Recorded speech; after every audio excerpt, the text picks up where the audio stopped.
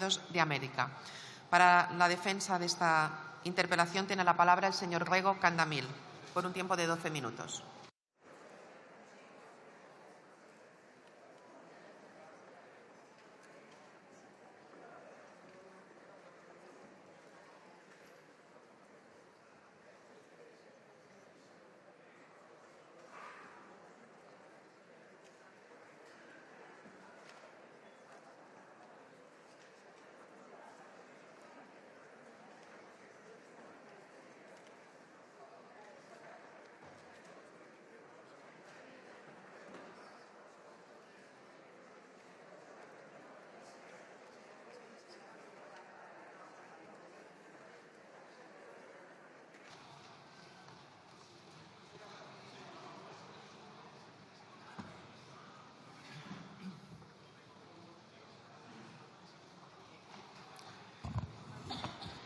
Obrigado, señor presidente.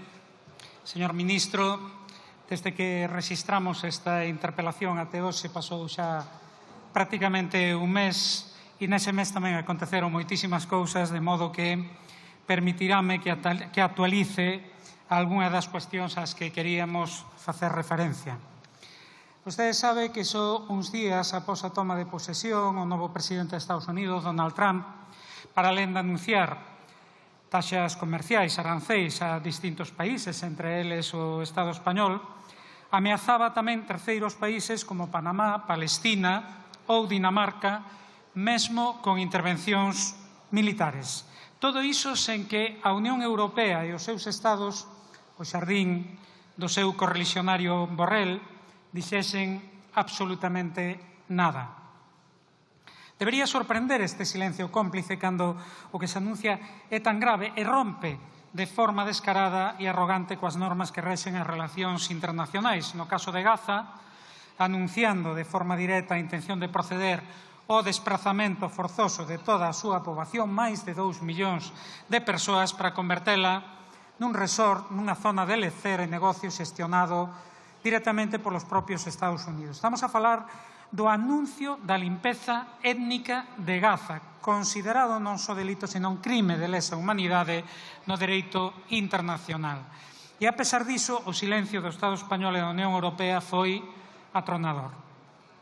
Debería sorprender, mas realmente non sorprende se temos en conta que a mesma Unión Europea que estableceu centos de sancións a Rusia que acabaron prexudicando as súas propias economías e a súa propia poboación, nunca fixo o propio con Israel, a pesar do xenocidio e do masacre de máis de 50.000 persoas e da destrucción total de Gaza. Mais, a pesar xa da nosa incapacidade para nos sorprendermos das posicións políticas absolutamente sumisas da Unión Europea en relación cos intereses do imperialismo norteamericano e da entidade sionista, non deixa de ser rechamante que cando os Estados Unidos ameazan de forma directa con tomar pola forza militar territorio dun Estado da Unión Europea, como é o caso de Groenlandia, tampouco haxa ningún tipo de reacción de rexeitamento ou de condena. O que se sorprende é que esa mesma Unión Europea que seguiu cegamente as directrices belicistas dos Estados Unidos cando se ve con dificultade para reposicionarse e non ficar en moita evidencia diante da mudanza de rumbo impulsada por Trump, xogue a aparentar dignidade e mesmo autonomía, precisamente defendendo a continuidade da guerra e do militarismo e o aumento do gasto militar. E digo de forma consciente xogue a aparentar, porque, en realidade, o que está a facer a Unión Europea é justamente o que quere e o que necesitan os Estados Unidos de América, o que de forma reiterada solicitou o propio Donald Trump, nin máis nin menos que un maior gasto en defensa, en armamento, que beneficie, como aconteceu nos últimos anos, a industria militar estadounidense. Mas existe unha diferenza que acho que é significativa. Mentres coa administración de Biden o obxectivo enunciado era 2% do Produto Interior Bruto, Trump chegou a exixir que se aumente até 5%. E a mesma Unión Europea, por boca de von der Leyen, está a falar de cantidades superiores a 3%. En todo caso, dotando un fondo de guerra de 800.000 millóns de euros. Sorprende tamén que algúns parezan descubrir agora o imperialismo norteamericano como se comezase no 20 de xaneiro coa toma de posesión de Trump. Infelizmente, é xa secular, quer dicir, ten xa bastante máis dun século. Son moitas décadas de relacións económicas desiguais, de rapina de materias primas, de fomento de golpes de Estado e de dictaduras ou de intervencións militares que deixaron morte e destrucción por toda parte, sempre ao servizo dos intereses do grande capital estadounidense. Por non ir moi atrás, irónicamente digo, porque non deixa de ser chocante, Premio Nobel da Paz, Barack Obama, mantivo contra o seu propio compromiso a guerra en Afganistán. Destruiu o Estado que era, naquela altura, o Estado máis próspero de África, Libia, até o converter nun Estado fallido no que volve a practicarse a escravitude e iniciou a intervención militar e a guerra en Siria, que acaba de dar como resultado que os xihadistas da mesma corrente que os autores do 11M, os xihadistas cortacabezas, tomasen o poder nese país e continúen a realizar masacres como as que vimos estes días. Os Estados Unidos urdiron e impulsaron o golpe de Estado de 2014 en Ucraína, que deu como resultado un réxime no que todos os partidos democráticos de esquerda e de centro mesmo están ilegalizados, mentres só a dereita, a ultradereita e os nazis campan ás súas anchas. Sí, señor ministro, non só o Partido Comunista, o Partido das Rexións, os diferentes partidos socialistas e socialdemócratas son ilegais no réxime do Maidán ucraniano. A administración Biden alentou a escalada belicista e arrastrou a unha Unión Europea non só sumisa, senón servil, que acabou por tomar decisións que, como dicía, prexudicaron gravemente a economía dos seus estados e a calidade de vida dos seus propios povos. Hoxe, no canto de apostar decididamente pola paz, empeñase en manter a guerra e mesmo en escalar o conflito, ameazando, como fixeron algúns estados como o Reino Unido ou Francia, coa participación directa de tropas na Ucraína, nunha actitude absolutamente irresponsável e suicida. E non estamos a pensar que Trump sexa o adail da paz. Non, evidentemente non. Trump é apenas a nova cara do vello imperialismo e as mudanzas na relación coa Unión Europea e Rusia teñen por obxectivo centrar os esforzos no Indo-Pacífico e na China. Aliás, os Estados Unidos continúan a facer caixa coa Ucraína, pois para alén de que alimentar o complexo militar e industrial americano xa o garanta a Unión Europea con esa decisión absurda de dotar 800.000 millóns de fondo para a guerra, agora o grande negocio será a reconstrucción e a pillase dos recursos naturais ucraínos, materiais críticos e terras raras que Donald Trump reclama sin ningún pudor de maneira descarada. Nova cara para vellos obxectivos, cunha diferenza, a de sustituir a certa sutileza, se se pode chamar así, política, pola arrogancia.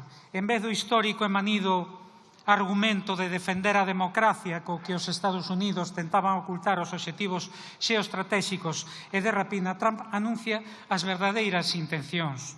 É a imaxe dun imperio decadente que tenta frear o declinio e manter a toda custa unha hexemonía que está a perder frente ao avance dun mundo máis diverso e cada vez máis multipolar que se manifesta non só no ámbito político, sino tamén no económico e nunhas relacións comerciais internacionais que xa iniciaron moi ao pesar de Trump e dos Estados Unidos o camiño da desdolarización.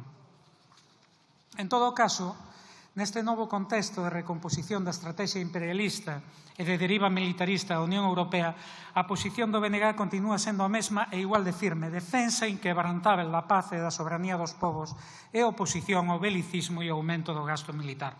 Apostamos pola resolución pacífica e dialogada dos conflitos e defendemos unha Europa que deixe de comportarse como súbdita dos intereses da OTAN e dos Estados Unidos e sustitúa o belicismo suicida dos seus líderes pola defensa dos dereitos sociais, os servizos públicos universais, a soberanía dos povos, a democracia e a paz como modelo de futuro.